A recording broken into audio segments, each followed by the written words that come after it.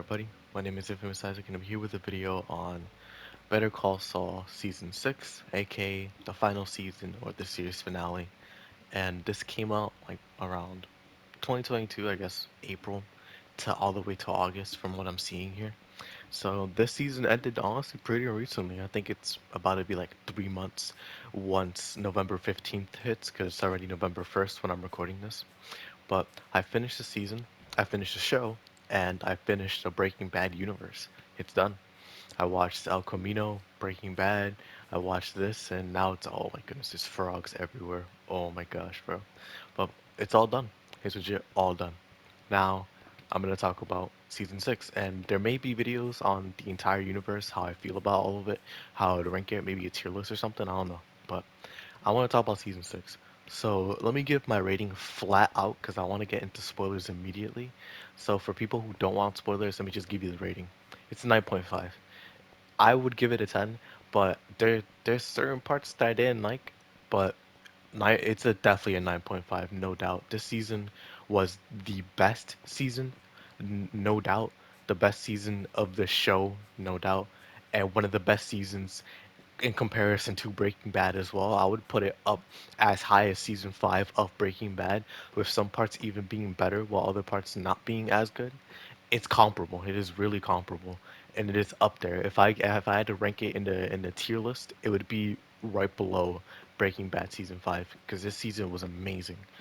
This season honestly brought back the show for me because I had season, let's say, 2 through 4, right? Season 2 through 4. I thought it was all right. I thought those seasons were okay.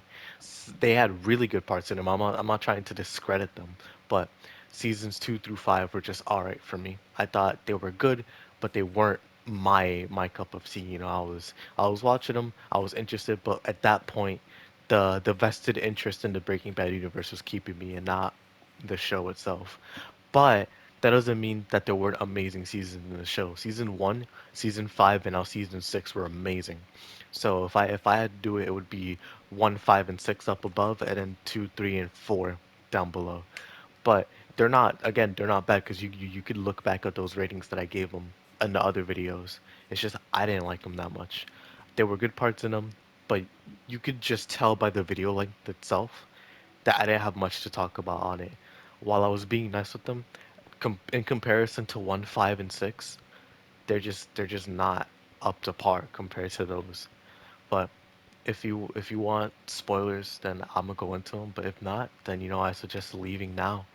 That's my rating, a 9.5, and yeah, I really enjoyed this show. It had its ups and downs, but it finished really strong, really really strong. And now I'm just like, I'm sitting here after all that being done, and it's just like, wow, there's no more. There's legit just no more. I mean, there's Slip and Jimmy, but I don't want to watch that. So as for me, there's just no more. I don't know what's gonna happen. I don't know what I'm gonna do. But Breaking Bad, Better Call Saul, El Camino, it's all done, and now I have to talk about it. But let me get into the spoilers. If you want none, then leave now, or forever hold your peace. But Better Call Saul season 6, right? So let me just start at the beginning of this season because it's a lot to talk about. Genuinely, like it has 13 episodes, and Breaking Bad's final season had 16, but these are really long episodes. While Breaking Bad was like 40 to 50 minutes, while one of the episodes being like an hour long. This one is just long overall. It's just really long. Pause. But you have episode number 1 where Nacho's still in Mexico because the plan to take down Lalo succeeded slash failed. As far as they know, he's dead, but we know that he isn't. So basically, it failed. But Nacho is now on the run because he's getting the blame for what happened to Lalo, and he's basically just a wanted man now. He they want his head on a platter type thing, while Jimmy and Kim are still plotting against Howard, which I do have to say, I I did not like that at all. But I'm not saying it's bad. It's just I didn't like seeing Jimmy and Kim doing that for no reason. Like legit, they were just doing it for fun. Because while Howard literally put her in doc review, put Kim in doc review, and slided Jimmy in some points because he didn't get more money in the Sandpiper case, like that was so long ago. Why does it even matter? They're doing way better than they were before. Why would it matter now? So it can't be that because not even they mention that as being the reason. It's legit just like they're having fun and they're enjoying the thrill of it, which I think they mentioned in their own thing.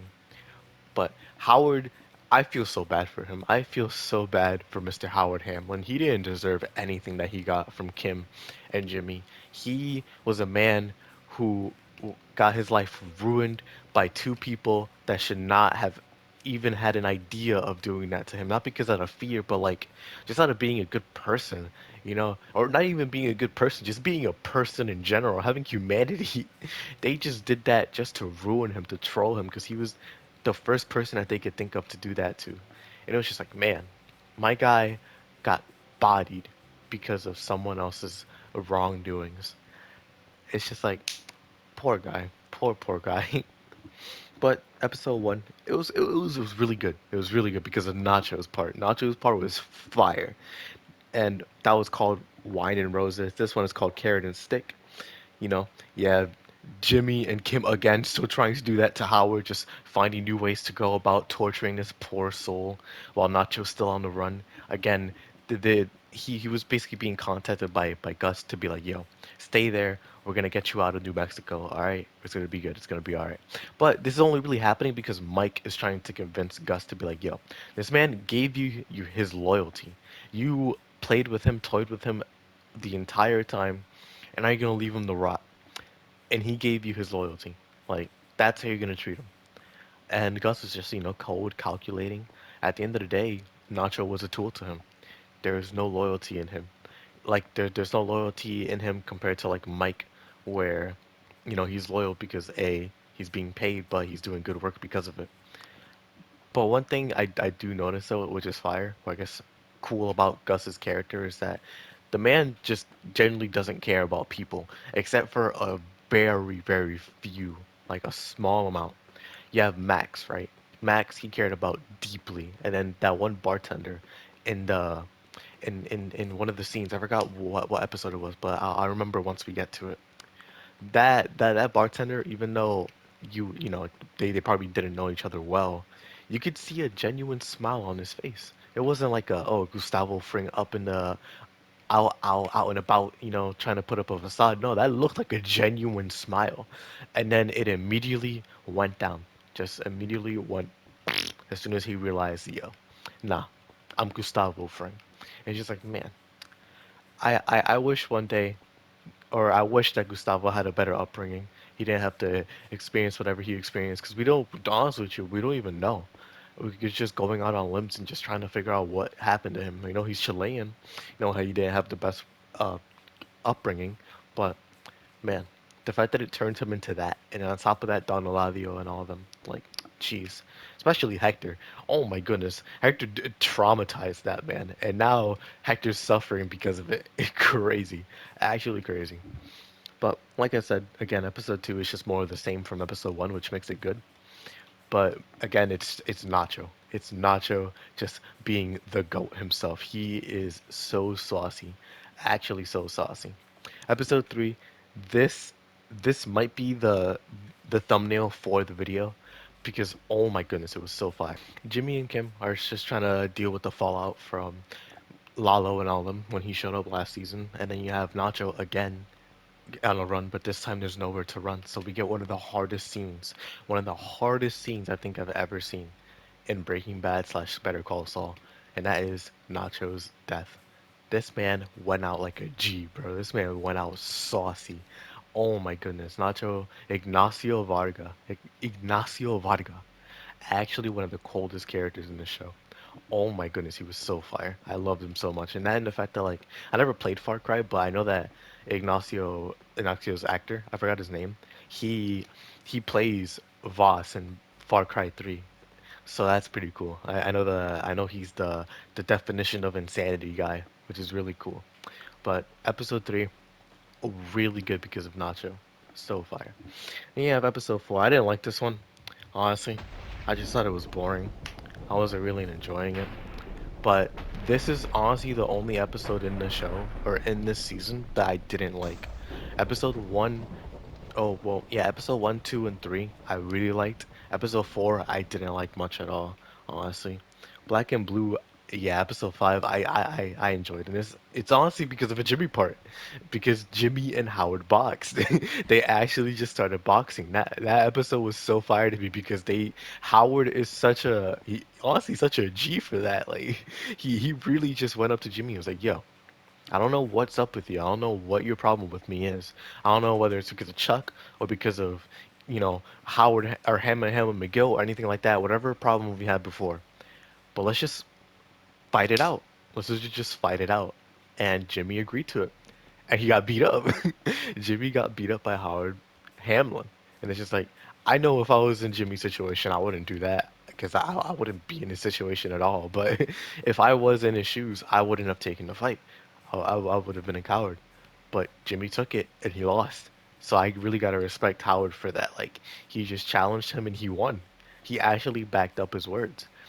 But I just can't believe that it actually happened. That a show like this would have that. But at the same time, it's not like it's out of nowhere, you know. There was reason for him to do that, and I just didn't expect it from Howard's character, I guess. Generally didn't. But that episode, fire. Axe and grind though. Let's see. What's this? Oh, never mind. I remember this one. Episode six was fire. Episode six was cool. Not much to it, or there is a lot to it, but I just don't want to go too deep in it. Basically, Jimmy and Kim are still trying to frame Howard as like a cocaine addict in front of his people, just again trying to ruin his life. They're toying with him, they're playing with him, all that sort of stuff, and it's coming to fruition. They're implementing seeds of doubt into Clifford Main's head and a bunch of other people that Howard's connected to, and just ruining his life, like bit by bit, grain by grain, meticulously and methodically. They're just going about it really evilly, honestly. These are the main characters, but they are not good people. The more you see it go on, they are just generally not good people. Episode six, no, was cool. Episode seven, you get to see another like chicanery type scene where we have Howard just going off of the deep end because Jimmy just played with him again, completely folded him in terms of outsmarting him, and it came back to bite him, you know. Howard now he knows Jimmy is doing this. He knows Jimmy and Kim are doing this. It's just trying to prove that they are. That's the hardest part, and now it's really affecting him. It's just like, yo, what? Everybody thinks I'm a cocaine addict, that I'm crazy, and it just genuinely hurts, man. It just genuinely hurts because Howard doesn't deserve this. He genuinely does not deserve this. He didn't do much wrong, and even if he did, he's a human. He is a human being. He's not like Jimmy or Kim who are conning people and scamming people. He is a lawyer who's trying to do the right thing and has missteps sometimes. Again, like with Chuck. He tried to absolve himself from guilt, but then Jimmy and Kim just made him feel even worse about it.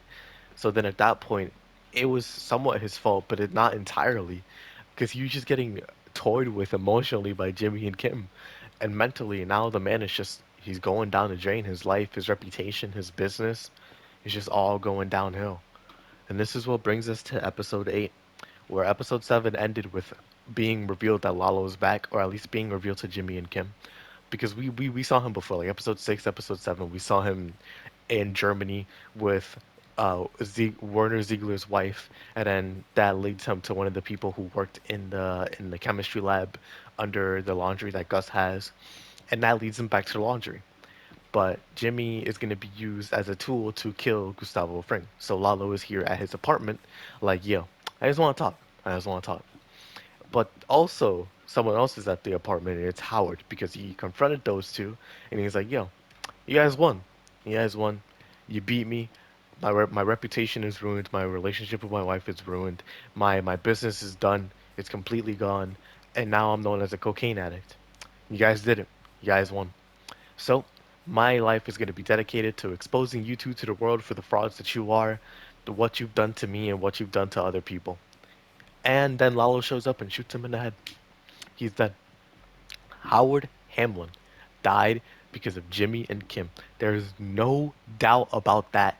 Those two killed Howard, all because they wanted to play some jokes on him that brought them closer in their relationship, bringing about a thrill that they couldn't experience without each other.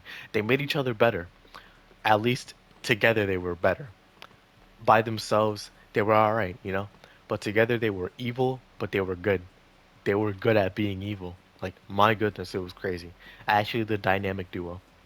But Lalo is there now. He threatens Kim and Jimmy, and just like yo, go to his house, shoot the shoot the cocinero, shoot the pollero, and then just go over there and do it, you know, and record it too. I want to get a picture of it.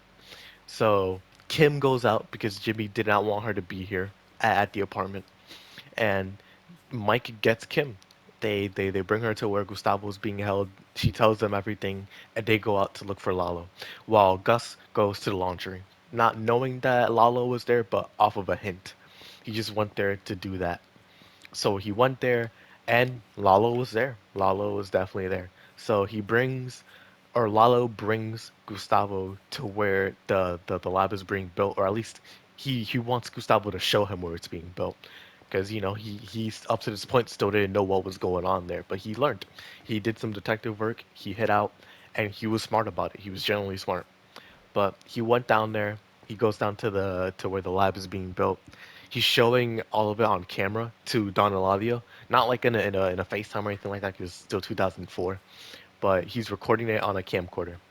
He's doing all that. He shows it all. He records it, and then he tells Gustavo any last words, and then Gustavo just goes off on all of them.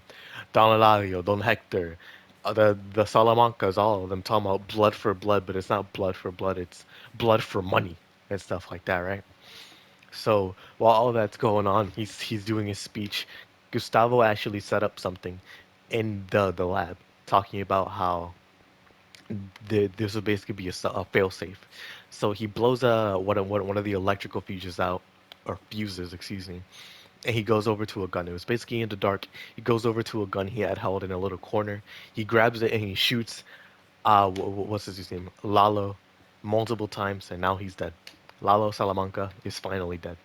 And it was so cool. I like the nice touch that they added to that scene, where Gustavo, like he's probably used a gun before. I have no doubt about that. But it's the fact that he's not Mike levels of using a gun before, where Mike would have shot as many times as needed. Gustavo shot until the chamber was empty. He was so afraid and anxious about this whole encounter that he couldn't stop shooting until he realized that the chamber was empty because he was using a revolver. So there was only 6 bullets, but he kept shooting like an extra like 10 times, bro.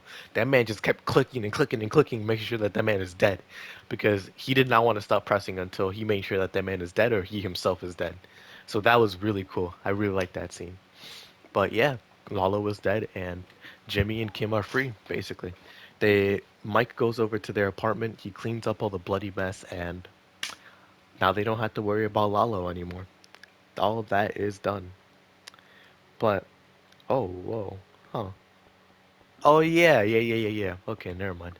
So episode 9 is just basically the aftermath of that, where Gus and Mike are trying to smooth things over. Where yeah, Mike cleaning up the mess that happened with Lalo, while Gus himself is cleaning up the mess with Lalo, but on the border side, so basically Mexico and all that.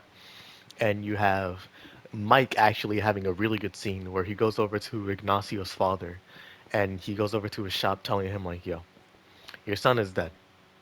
I'm sorry I couldn't do anything about it, but trust me, the people who killed him will get justice. Like, we will serve justice to your family." But Ignacio's father, just like what he was doing with Nacho, or I mean, well, with Ignacio himself, he's just like, "Yo, this isn't justice. None of this is justice. What you guys are doing is always revenge. It will never not be revenge. You guys are always playing dirty. Gangsters and justice do not mix. The cycle of blood will always continue, so it's always going to be a cycle of revenge. It will never be justice." And so he leaves, leaving Mike with that. And that scene was really powerful, because a man who works like that, who works tooth and nail to do that. No easy methods, no meth, no drugs, no nothing, no money laundering. He just goes about it working hard at his normal job, just doing it, right? He somehow has that insight that people in that world would not, even though he probably never killed a person ever. I've seen I think what was it, a quote where it was like any hardworking man is stronger than any drug dealer or something like that. I don't know if it was from the show or something, but because they've gone through more trying to stick through the straight and narrow compared to a drug dealer who immediately just broke bad and is just going about it the easier way. Even though arguably, being a criminal has a lot of like harder ways to go about. You have to navigate the law, which it's not protecting you. It's not protecting you. You made an enemy of the law, and if you get caught, it's over for you. You can never go back. If especially if you're like Gustavo or you're like Walter White, where you're just gone. If they find you, you're dead or in jail. And I, what was it? It was like once you enter that life, you're either dead or in jail. That thing. I think that's just said a bunch in rap and stuff like that, but it's applied here because once you do that life, again, you wrong so many people, you hurt so many people. You're either gonna be dead or in jail. There's no normal going back to normal life type thing. That's it. You broke bad and now this is how you live. So I guess that's why like living the straight and narrow is so much harder because while you have law protecting you doesn't mean that they're absolute. Things can happen and people can happen because people are unpredictable. And that's just a crazy message that you can get from the show. Like Ignacio tried to go back to being normal, but he couldn't.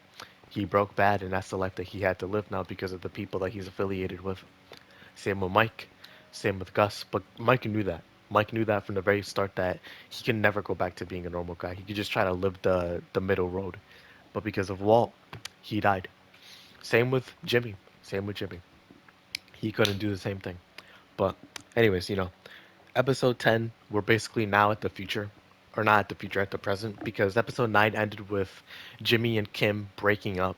You have Jimmy basically becoming fully Saul Goodman, and now it's just them there. Or yeah, Jimmy and Kim are divorced, all that. So now it's just Saul Goodman all day, every day. Whereas it was Saul Goodman at the job while it was Jimmy McGill at home. But now it's just Saul Goodman. So he's living his life and he's doing all that. But now we're at the present where it's Gene Takovich. All the events of Breaking Bad happened, and now he's over there in Omaha, Nebraska, I think. So he's there, he's living his life, and through sheer coincidence, the same taxi driver that he met in like a couple seasons ago, he goes over to his house because he met his mom. It was probably on purpose. I don't know, but he met his mom. They're talking, and Gene learns like, oh yeah, the taxi driver, he wants to break bad. He wants to steal. He wants to do a bunch of stuff because he used to go to Albuquerque. He used to live in Albuquerque, so he knows his identity and all that. But now Gene and uh, Jeffrey, I think that's his name, are stealing from stores and all that, and just doing a bunch of horrible crime, like slipping Jimmy levels of crime, wronging a bunch of people, all sorts of stuff. And episode 10 through 12 is all that. Honestly, it's just that stuff going on where you get some scenes, some flashbacks that we didn't get to see in Breaking Bad at the time, where we see Jimmy and Walt and Jesse just all interacting. By the way, I want to say that Aaron Paul, he is 40 years old. That man, he can't play Jesse anymore the same way that he could before because he's not in that age range anymore. He's 40, you know? And that I'm not trying to say that as like a fault towards Aaron Paul or towards the actors or anything like that. It's just it's a bit jarring seeing Aaron Paul try to act like Jesse being like a 25-year-old kid when he's 40 because it was already weird enough when he was in El Camino, but now he's even older, so it's just like, you have to kind of suspend your belief a little bit because it just didn't hit as well as it did in Breaking Bad, where his voice was higher, he was just a lot more tweaked out, he looked younger, he didn't look like a meth head. Or well, in how do I say this? In Better Call Saul, he looked a lot more like a meth head. In Breaking Bad, although he did act like a meth head, at the end of the day he was still young. Here he just looks like Spooge, where he's a meth head but he's an adult. Like, well, Jesse Pinkman in Breaking Bad just looked like a kid. Legit, just generally looked like a kid who was in over his head, but he had the experience and grit to back it up, type stuff. So it's just it's bound to happen because the characters are all older. It happened with Jimmy himself, where Bob Odenkirk is a lot older. You have what's the dude's name? Juan Carlos Esposito as well. He's a lot older. Mike, oh my goodness, Mike had it the worst because he just got a lot older. Because he was already old in Breaking Bad, but here it got a lot worse. And they try to mitigate that, of course, but it's just something that happens when you're doing live action shows and all that. You can't seamlessly make all these people younger because you can't. They're people. So it's something that I did notice. But like I said, enough with the tangent. You get flashbacks of just Jimmy with Walt and Jesse in the van, and they're showing him all that stuff about their meth business and how they're gonna money launder all that stuff. You also get a scene of Jimmy and Kim getting divorced and how he's just so nonchalant about it. He's not torn up about it at all. Basically showing that he's no longer Jimmy McGill at this point. He's just Saul Goodman through and through. Not even Slippin' Jimmy. Like Slippin' Jimmy and Saul Goodman are basically one person, except it's like Saul Goodman is taking that Slippin' Jimmy at like act and putting it to a bigger scale type thing. Now money laundering is just doing all a bunch of criminal stuff. So it's just like, wow, okay. But he was so nonchalant about the divorce when she mentioned like, yo, I think it's time that we break up. He was just so torn up about it. He was so messed up. But here he just looked fine. He looked normal. He moved on with his day. While Kim was really torn up about it because he loved him or she loved him, but he just moved on. And it shows like, yo, this isn't the same Jimmy anymore. Like this is Saul Goodman. This is the guy who helped Walt with his meth business and all that. Like this is the same sleazeball. And then you have other scenes like again with Kim and Jesse actually talking because this is around the time where Badger got arrested for dealing with Jesse and all that, and this is where the Better Call Saul episode from Breaking Bad shows up. So this was around that time period, and Kim and Jesse are just talking. Jesse's asking like, "Yo, is he actually a good lawyer? Because I know you're a lawyer as well." But I forgot why he knew it was something similar. Oh, it's because she was a lawyer for Combo when he got arrested a while ago. So he recognized her, and he was asking like, "Yo, is he a good lawyer?" And Kim over here dropping a crazy line says, "When I knew him, he was." But she doesn't know him anymore. But man, was he a good lawyer. He was one of the best. It's just he was a criminal lawyer, so he couldn't do it in a straight and narrow. He was like genuinely Jimmy, going off on another side tangent. Jimmy was as good as Chuck. It's just he was using it in his own way. He was using the slip and Jimmy method instead of the Chuck McGill method, where you have one walking a straight and narrow, one just walking all topsy turvy in the curved road, going to criminal, death, or prison, all that stuff. So Jimmy did almost live up to Chuck. It's just in infamy and not in legacy, which really sucks. Really, really sucks. But all that going on. Episode 12 ends with Jeffrey's mom basically calling the police on Jimmy because she found out that he's Saul Goodman because she also used to live in Albuquerque and she saw all those videos, the promotional stuff, all that. Now, episode 13, the end of the road, the final episode. It Saul gone. Saul. Oh shoot! Wait. Oh my goodness! I didn't realize that. Like Saul Goodman is, Saul Goodman, but Saul gone. It's all gone. Oh my goodness! I didn't realize that. That's so fire. Oh shoot! But all gone. Episode 13 is Jimmy basically under arrest, and it's the final episode. It's him facing it's the moment of truth. Him in the court of law, getting his sentence. Not a lot happened this episode, but it's for good reason. It's for good reason. Kim is living in Florida. They mentioned that before, but I didn't talk about it. She's living in Florida. She goes up to or down to Albuquerque or up to left to Albuquerque in New Mexico, and she's there because Jimmy in the court was like, "Yo, I have some evidence about Kim. All right, bring her out." But the only reason he said that was because he wanted her to be there to see everything. So he didn't really have anything about her. Basically, a good majority of the episode is just Jimmy getting arrested, talking to the lawyers. We got to see Marie. Surprisingly, we didn't get to see Skylar or anybody like that. Again, surprisingly, because of the fact that he was Walt's lawyer and all that, and she was there. But no, I guess they just did either her character herself wouldn't want to be in that room knowing what happened with Walt and all that, but she didn't show up. She wasn't there. So it was just Marie, Steve Gomez's family, and Jimmy, Kim, the lawyers against him, and Bill, the guy who defended or who was an attorney with Jimmy. Which is funny, right? How things work around. Jimmy went from top dog to bottom of the barrel sleazeball now, and Bill came up. He came up and he became an honest attorney.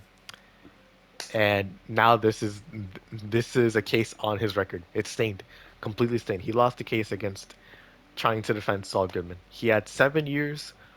Well, it was gonna be like a life sentence plus 160 years for the original thing, but then Jimmy brought a life sentence plus 160 years down to 7. He brought that entire thing down to 7 years. I don't remember if they had good behavior on there as well, but he brought it down to 7. That man is a genius, genuinely a genius, actually insane. But he shows up to court and then he just tells the truth. Everything, the truth, and nothing but the truth. He ruins the case entirely for himself and he takes the 84-year case and hopefully he's gonna get good behavior. But he goes up to the court and I really hope that this was Jimmy being honest because it's so hard to tell with him anymore. But him being on stand or on trial and just talking about everything that he did for Walt and Jesse and all of them, everything that he did with Chuck and and Howard and all of them, just everything. I really hope that was honest because he says he could have been a better brother. Everything that he did to Howard and just how he himself, the reason why he did it. It was the same thing like with Walt where he was talking to Skyler in the last episode of Breaking Bad where he's there telling her like why he did it. And it wasn't for his family. It was because he enjoyed it. Jimmy here as well. It wasn't for anything like that. It was just because it was money. You know, he saw an opportunity and he took it. The man cared about money and only money, or well, mostly money. There's a small part of him, a small part that cared about Kim, or still did care about Kim, enough to bring her out and enough to still love her. But the last scene is Jimmy going off to, well, the last two scenes are Jimmy going off to jail. And this part was one of the funniest parts I've ever seen in like the Breaking Bad universe ever, bro. It was so funny. I haven't laughed this hard at Better Call Saul in a long time, ever since like season 1, honestly. But he's on the bus to the prison, and people start recognizing that Jimmy is Saul Goodman. And so everybody's talking about him, and then they just start chanting, "Better call Saul! Better call Saul! Better call Saul!" And then the bus is just going crazy. And then he's in the jail, he's making all this bread and all that, and everybody is like, "Yo, Saul!" Everybody, he just knows him. Everybody knows Saul Goodman, so he has respect in the prison. Nobody's gonna mess with him, which is really fire. Because, you know, at the end of the day, Saul Goodman just only brought pain for Jimmy. Only brought pain. But the fact that he got respect in prison for that is just like a little silver lining in the very, very bad cloud that is Jimmy's life right now. At least Saul Goodman wasn't all bad. He may have respect or he may not have respect from the legal system and anybody else out there, but at least he has respect from the people inside. So it's not terrible. It's just not great. So I'm happy for Jimmy that at least he has that. But then Kim shows up. She says that she's his attorney. She's not, but her bar license didn't expire, so you know she's there. She just wants to talk to him. She brings him in, and they start smoking in the cell. Then she leaves, and the final scene we get is Jimmy and Kim looking at each other one more time as Kim leaves to be a free woman, while Jimmy is left there in prison to rot. Not for his entire life, but he may die before he gets out. Hopefully, good parole gets him out early, but Jimmy ruined his life. Jimmy ruined his life completely.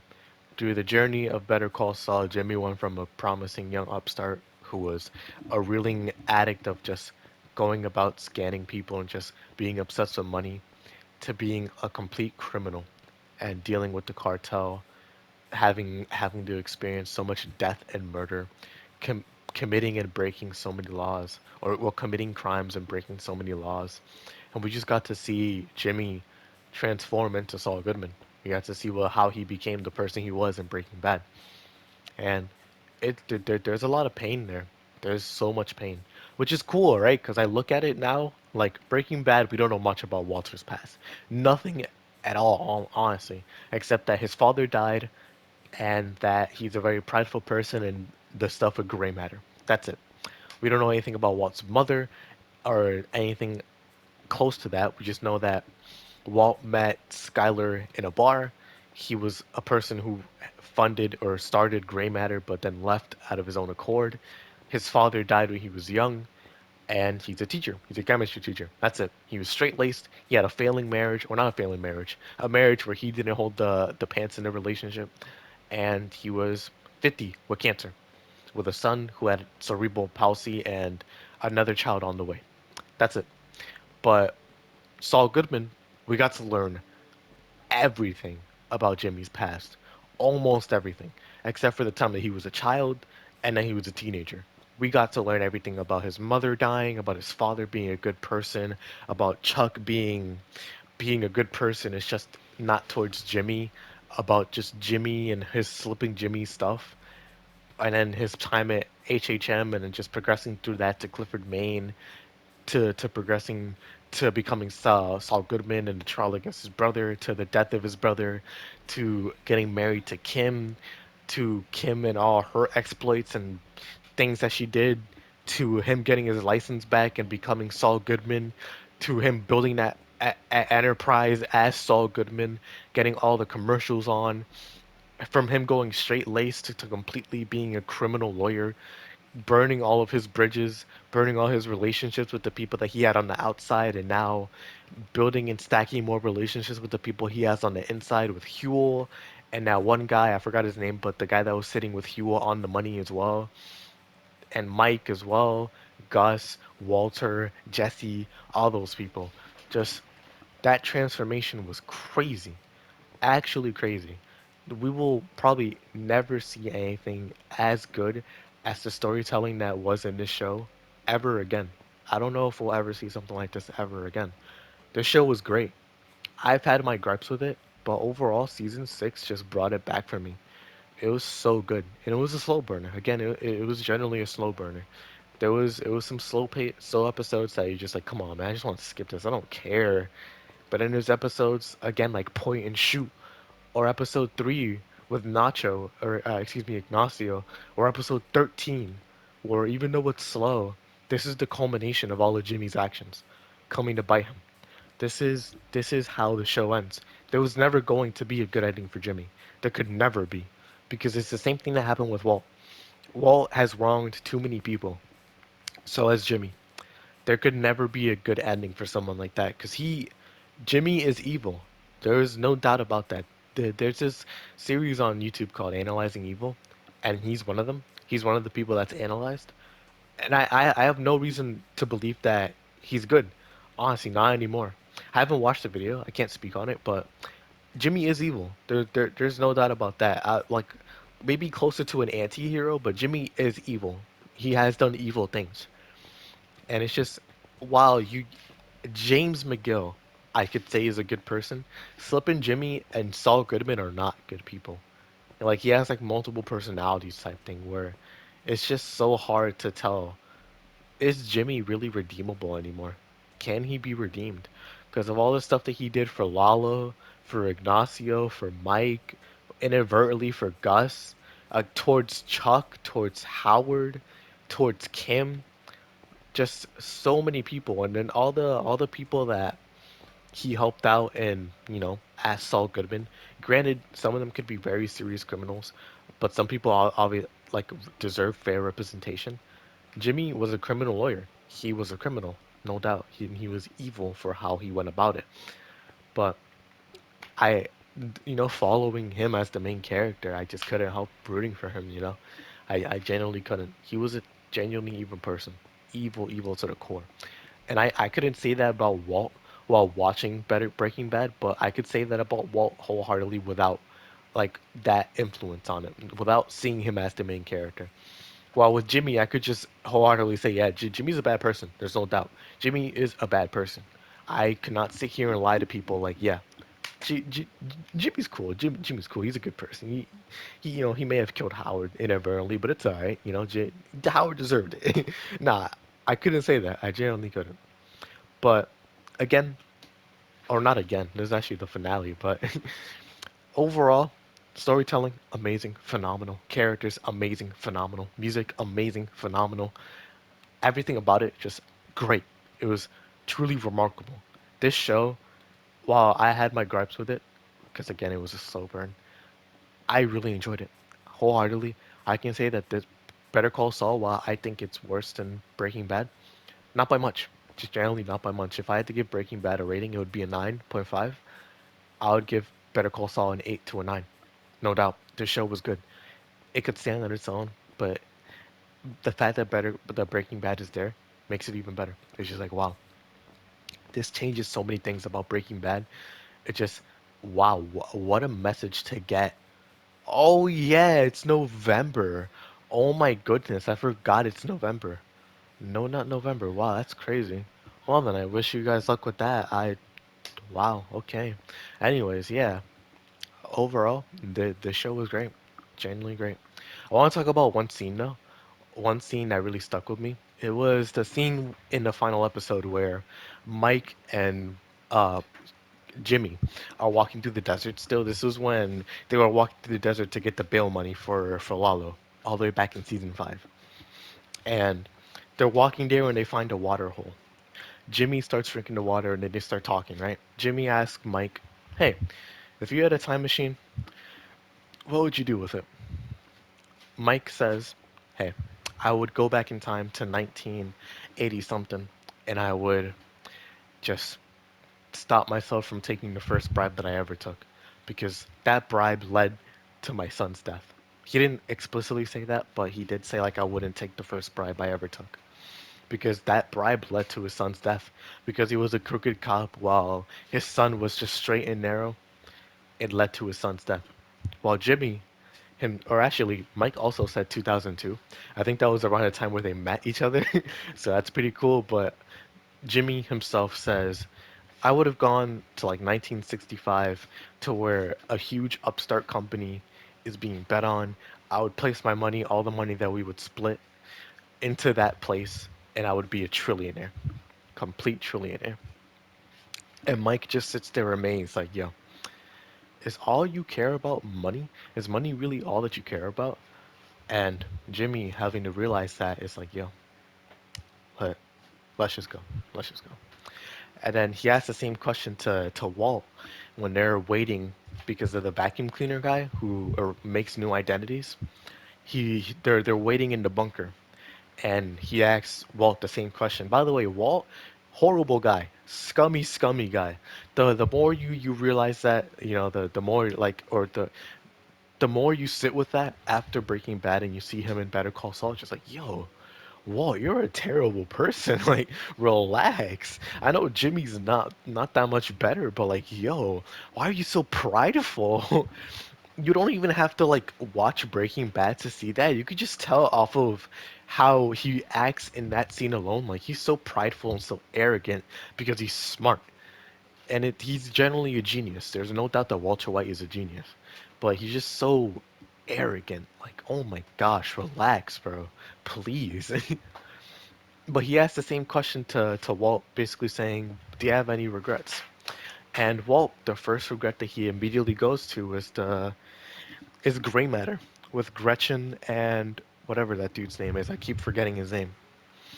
But he goes to that basically saying or displacing blame off of him and just basically blaming them, you know? They tricked him into leaving the company so he could not get money. When in reality, it was all Walt's fault from the very beginning. Walt was the one that left. Walt was the one that decided not to stay there. Walt was the one that decided not to take the money from Gretchen and her husband. Walt was the one that decided to cut ties with them. That was all his fault. He was the one that decided start cooking meth from the very beginning. It was all Walt's fault. There was no doubt about that. Gretchen had nothing to do with it because they were still on good terms when they saw them in season one of Breaking Bad. It's all Walt's fault. There's no doubt about that. Who would have knew how the show would have went out? Nobody could have. But the beginning of it, it was all in Walt's control. He had the power. And that's what sets Mike apart from Walt, honestly. Like, Better Call Saul definitely gave me a better appreciation of Mike because we got to see more of his human side. While in Breaking Bad, we saw him with his granddaughter, of course. We didn't get to learn much about him. He was just a grunt for Gustavo Fring. But in Better Call Saul, we saw way more than that. Way more than that. They fleshed them out so much. Like, if Breaking Bad is Walt and Jesse, Better Call Saul is Jimmy and Mike. There's no doubt about that. And it's just we really got to see like Mike is a good person. Mike is a good person that does bad things, while Walt is a bad person that does good things occasionally. You can minimize that to the craziest amounts. But you could really just tell the difference. If things were different, if we were in Mike's perspective, we would have been rooting for Mike. We would have been really mad when Walt killed him. We would have been rooting for him. But we were rooting for Walt. Basically the bad guy of this entire story. If Walt didn't exist, things would arguably be worse for Albuquerque because of the fact that Gustavo would still be alive and it'd be running a meth empire, you know? But Walt did clean up the streets, but so many people, and I mean so many people, were hurt because of it. And I can't argue, the logistics of like, or not logistics, but like I guess, drugs and politics and all that stuff. Because this show has some crazy, just symbolism and meaning and all that with drugs and all that stuff. But one thing's for certain, whether you like drugs or not, they do have an effect on the people around you, no matter what. Whether you're taking them or you're selling them or you're just whatever, they do have an effect on people because actions have an effect on people. And look how it affected Jimmy. Probably didn't do a single ounce of meth in his life, but that man is in the worst position like possible. Out of all three, Jimmy had it the worst, no doubt. Walt died, so at least he didn't have to rot in jail. Jesse is who knows where. I forgot where he went. He's chilling. And Jimmy is in jail. Man. But that's gonna be it for me for now. Thank you all for watching. Hope you all enjoy. I'll see you all in the next video. This has been such a fun thing to do. I'm glad I went through this entire series. This entire like two series, three if you count El Camino. But this is so much fun. Thank you all for joining me. And I'll see you all in the next video. Whatever I choose to upload. I don't know what I'm gonna do next, but whatever it is, hope you all are here with me to see it.